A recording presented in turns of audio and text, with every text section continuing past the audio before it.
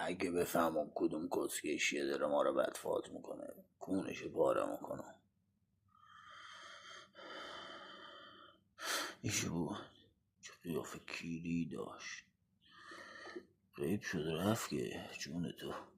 سیاره ما میگن از این ریس پرنده ها جنس نگیرن. فکر میکنم اینجا این موتوری هاشن جنس هاشن تخمه بشه.